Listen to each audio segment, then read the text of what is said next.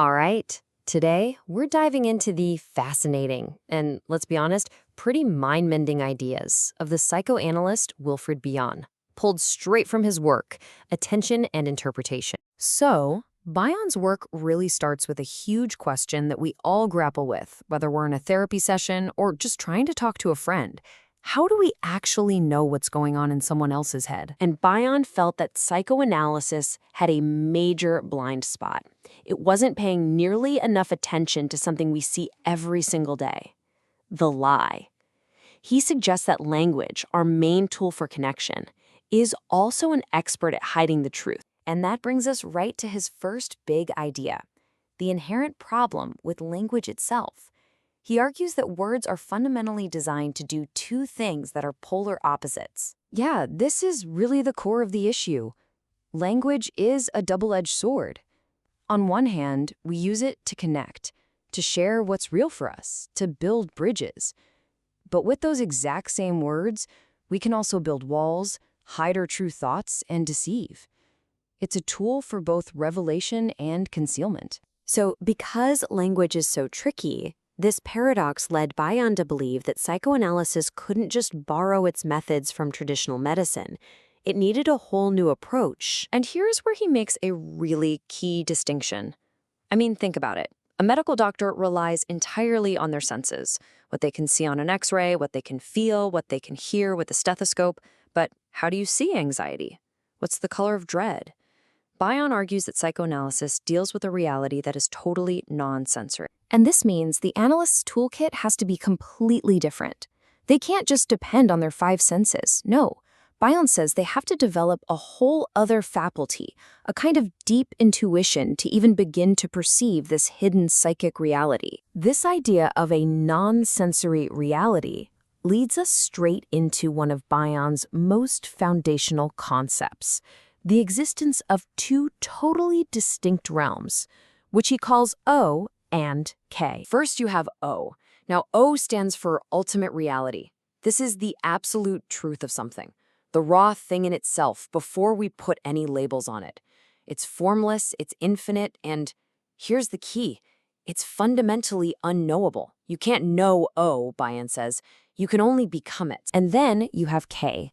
K stands for knowledge. This is everything we can know. It's what happens when that raw reality, O, evolves to a point where our minds can finally perceive it, grasp it, and put it into thoughts and words. So the analyst's job isn't to just cleverly interpret what's already known, what's already K. It's a journey. You start with K, with what you can see and hear, but then you have to consciously move towards O by letting go of what you think you know, becoming open to the unknown. The real magic happens in that last step, allowing that ultimate reality, O, to transform into a brand new, shareable insight, a new piece of K. Okay, so let's get into this next part, because it is probably Bion's most radical, most counterintuitive piece of advice for any therapist or analyst. Get this. He argued that to get into the right state of mind to perceive O, to really listen, the analyst has to actively reject their two most basic mental tools: memory and desire. This is a discipline of actively not knowing. The analyst has to let go of memory, because thinking about past cases or theories just clouds what's happening right here, right now. They have to let go of desire, even the desire to cure the patient, because wanting a specific outcome will totally distort what they perceive. And most radically, they have to fight the urge to understand too quickly, because that frantic need to figure it out slams the door on any real, genuine discovery. And you know, Bion wasn't totally alone in thinking this way. The poet John Keats had a name for a very similar state of mind: negative capability. He described it as the ability to be in uncertainties, mysteries, doubts, without any irritable reaching after fact and reason. It's about being comfortable in the not knowing. Okay, so if you're supposed to set aside memory and desire, how do raw thoughts and feelings ever take shape?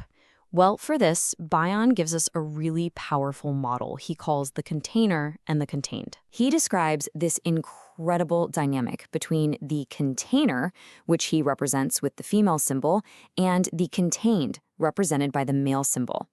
The container is the structure that gives form to something. It could be a sentence, a theory, or even a whole group of people. And the contained is the raw stuff that needs that form, a powerful emotion, a brand new idea, or even a person of genius. And this relationship can go one of three ways.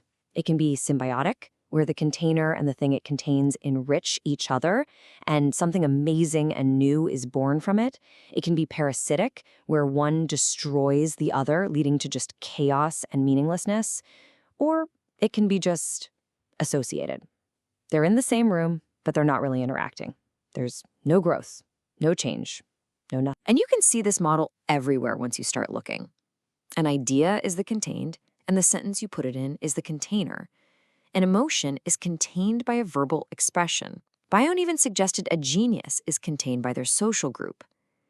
And sometimes a feeling is so huge and explosive that the only container available is something broken, like a stutter. All of this, the container, O and K, no memory, no desire, it brings us full circle, right back to where we started.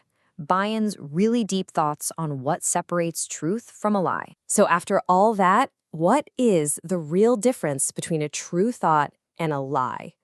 Bion's answer is startlingly simple and really, really powerful. A true thought, Bion says, doesn't need a thinker. It's a feature of reality, like gravity. It exists on its own, waiting for someone to come along and discover it. But a lie? A lie is completely, totally inseparable from the person thinking it. It has no existence without a mind actively propping it up, constantly creating it. And because of that, he concludes that the relationship between the liar and their lie is inherently parasitic. The lie needs the thinker to survive, and in turn, the thinker becomes trapped by the lie. They feed off each other, and ultimately, they destroy each other, draining all the meaning out of both. And so, Bion leaves us with this final, really provocative question to chew on. If a lie is a thought that absolutely needs a thinker to exist, then what does that say about all the other thoughts you think are uniquely yours? Are they discoveries of a truth that's already out there, or are they inventions that depend entirely on you?